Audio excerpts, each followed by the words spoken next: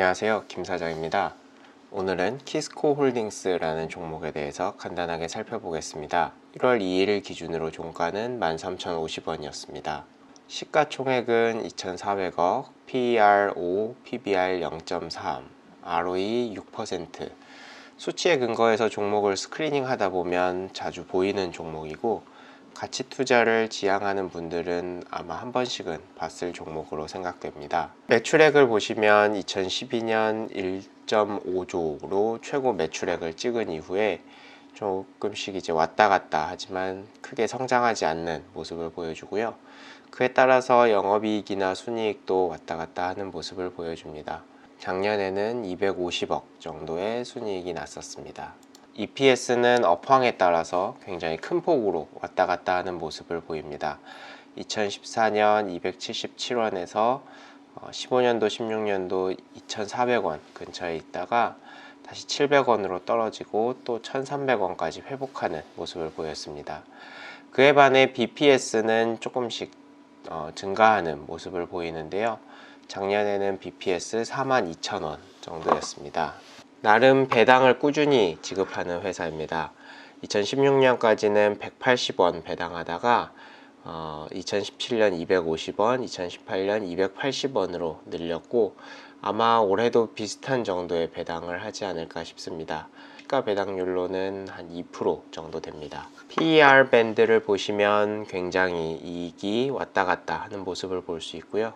그에 비해서 오히려 주가가 굉장히 안정적인 모습을 볼 수 있습니다. PER 밴드 상으로도 저점 0.2배, 고점 0.4배 정도 사이에서 왔다 갔다 하고 현재는 0.3배로 한 중간 정도에 위치해 있습니다. 키스코 홀딩스는 일종의 지주회사입니다. 종속 기업은 총 4개, 한국철강, 환영철강, 대흥산업, 서룡 이렇게 있고요.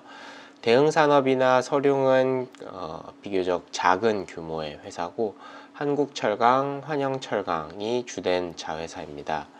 한국철강은 현재 상장되어 있는 회사고 시총은 한 2,200억 정도 되고요. 환영철강은 비상장주고 KOTC에서 거래되고 있는 중입니다. 3분기 순이익을 보시면 한국철강이 순이익 223억, 환영철강이 순이익 382억이었고요. 전분기에는 한국철강 순이익 42억, 환영철강 순이익 173억이었습니다. 3분기 실적이 꽤 잘 나온 편이고요. 부채 비율 역시 굉장히 낮은 편입니다.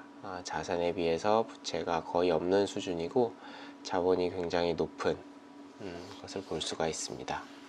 한국철강이 장부가액 2,335억, 환영철강이 장부가액 2,167억 정도로 올라와 있는데 시가총액의 지분율을 곱하면 한국철강은 880억 정도 되고요.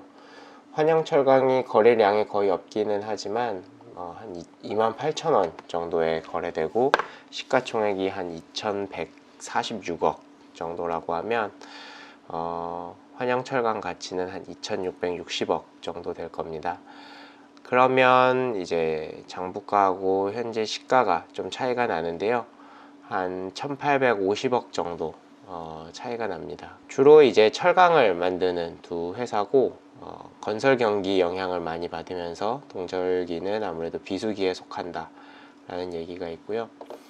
이제 철근 부분이 그 매출의 한 83% 정도 차지를 합니다. 이제 작년, 재작년 이렇게 보시면은 철근 가격이 꾸준히 상승했던 모습을 볼 수 있고 원재료 가격도 한 차례 이제 작년에 상승했다가 올해는 좀 떨어진 모습을 볼 수가 있습니다. 한국철강이 토지자산 1,300억 정도 가지고 있고 환영제강이 공장 토지자산 한 325억 정도 집계가 되어 있는데 이게 이제 이전에 취득한 이후로 그런 취득 원가에서 수정이 되지 않은 가격이기 때문에 토지 자산이 실제로는 굉장히 많다고 봐야 되지 않을까 싶습니다. 구체적으로 알아보지는 않았습니다. 키스코홀딩스의 이제 요약 재무제표를 보시면 현금성 자산이 한 1,234억 정도 가지고 있고 따로 투자 부동산이 72억 정도 가지고 있습니다.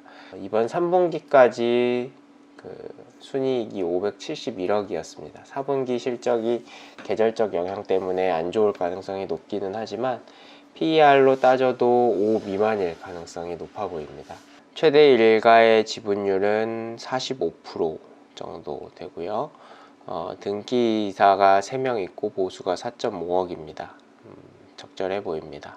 한국투자밸류에서 꾸준히 지분율을 높이고 있습니다. 최근에도 10.8%에서 11.9%로 지분율을 늘린 공시가 나왔고요. 단조 사업 부분이 이제 계속 적자가 나서 2020년 5월 31일 이후로는 영업을 중단하기로 했다. 이런 얘기가 있습니다. 총평입니다. 낮은 PBR로 유명한 회사고, 하지만 이제 상장 회사 지분 가치를 취득 가치로 평가해서 조금은 과평가된 경향이 있습니다. 3분기 이익이 잘 나와서 만약에 작년도 배당이 늘어나면 주가 상승의 원동력이 될 수 있을 걸로 생각을 하고요. 그러나 시클리컬에 속해서 경기 영향을 많이 받고 매출 성장이 없이 좀 큰 폭으로 왔다 갔다 하는 거는 낮은 밸류의 원인이 될 것 같습니다.